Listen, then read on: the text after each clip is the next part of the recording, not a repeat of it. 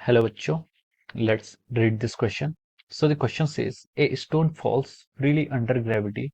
It covers distances h1, s2 and s3 in the first 5 seconds, in the next 5 seconds and in the next 5 seconds respectively. The relation between h1, s2 and s3 is okay. तो चलिए बच्चों, अब हम इस question को start करते हैं। तो देखिए बच्चों, इस क्वेश्चन का आप की कॉन्सेप्ट लिख सकते हैं। इस क्वेश्चन का की कॉन्सेप्ट आप लिख सकते हैं बच्चों। देखिए, इस क्वेश्चन में हमें क्या फाइंड आउट करना है, डिस्टेंस फाइंड काउंट करनी है। कितनी? It covers distance h1 s2 s3। हमें यहाँ पर डिस्टेंस का रेशो चाहिए, तो हमें यहाँ पर डिस्टेंस फाइंड आउट करनी है।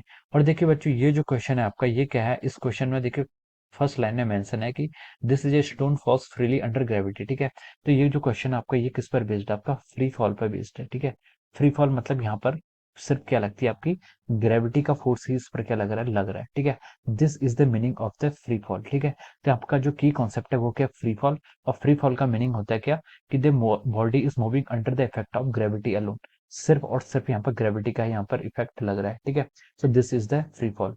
अब देखिए आगे क्वेश्चन स्टार्ट करते हैं। It covers distance h1 s2 s3 in the first 5 second and next 5 second and in the next 5 second. ठीक है, अब देखिए देखिए उस बॉडी को हमने फ्री फॉल मूव कराया, तो उसकी यू कितना होगा, उसमें जीरो होगा, इनिशियल वेलोसिटी जीरो होगी।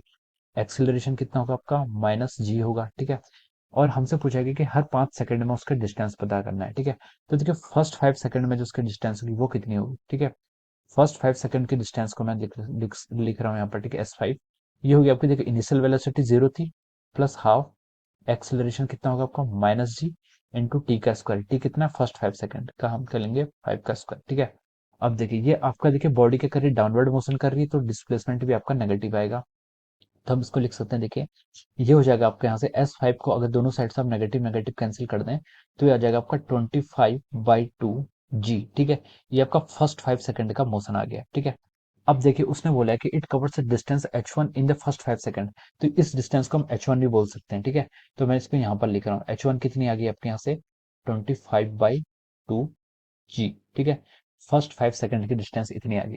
अब पूछ रहा है कि नेक्स्ट 5 सेकंड की डिस्टेंस को उसने h2 बोला है। ठीक है, नेक्स्ट 5 सेकंड तक वो टोटल कितनी डिस्टेंस ट्रेवल कर लेगा, वो होगा आपका S10 इसको इक्वल टू ut आपका जीरो हो जाएगा, प्लस हाफ एक्सेलरेशन की वैल्यू अगेन माइनस जी इंटू टी का स्क्वायर। टी कितना है आपका, नेक्स्ट 5 में 10 हो जाएगा, इसका square is equal to.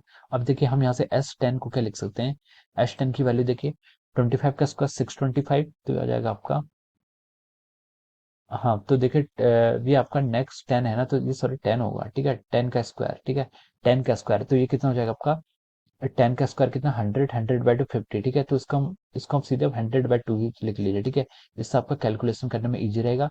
Negative से नेगेटिव साइन हमने दोनों साइड कैंसिल कर दें, ये क्या आ गया आपकी S10। ठीक है, अब देखिए उसने हमसे क्या बोला था कि it covers distance h1 in the first 5 second, और नेक्स्ट 5 सेकंड में उसने s2 डिस्टेंस कवर किए। यानी कि नेक्स्ट 5 सेकंड में उसने मतलब S5 से लेकर S10 के बीच में कितने डिस्टेंस ट्रेवल किए, वो क्या होगी आपकी S2। S2 क्या होगी आपकी, S10 में से S5 को आप सब्ट्रैक्ट कर लीजिए। ठीक है, ये डिस्टेंस आपको S2 क्वेश्चन में गिवन है, तो इसको आप क्या लिख सकते हैं, देखिए 75/2 जी आ जाएगा। ठीक है, तो हम यहाँ पर से S2 को लिख सकते हैं कितना, 75/2 जी। ठीक है, ये आपका S2 हो गया। अब देखिए उसने बोला है कि नेक्स्ट 5 सेकंड है, उसके अगले भी 5 सेकंड देखने हैं। अगले 5 सेकंड में उसकी डिस्टेंस कितनी होगी, -S15। माइनस इसलिए क्योंकि नेगेटिव मोशन है, इनिशियल वेलोसिटी जीरो, तो हाफ इंटू ए एक्सेलरेशन माइनस टी, और टी का स्क्वायर मतलब यहाँ पर आप इसका 15 का स्क्वायर कर लीजिए यहाँ पर। ठीक है, 5 10 और 10 और 5 15। ठीक हो गया। ठीक है, अब यहाँ से देखिए आप S15 को क्या लिख सकते हैं, देखिए 15 का स्क्वायर कितना होता है 25, तो ये हो जाएगा आपका, सॉरी 15 का स्क्वायर 225, 225 डिवाइड बाई 2 जी हो जाएगा।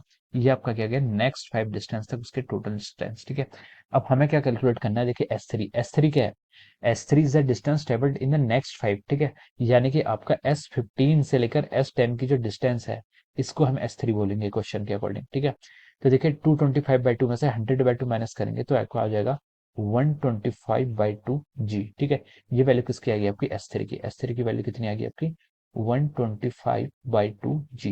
ये आपका H1 S2 S3 आ गया। अब हमसे क्या पूछा है, देखिए क्वेश्चन में H1 S2 S3 के बीच में रिलेशन पूछा है। ठीक है, अब रिलेशन तो बहुत इजी हम कैलकुलेट कर सकते हैं।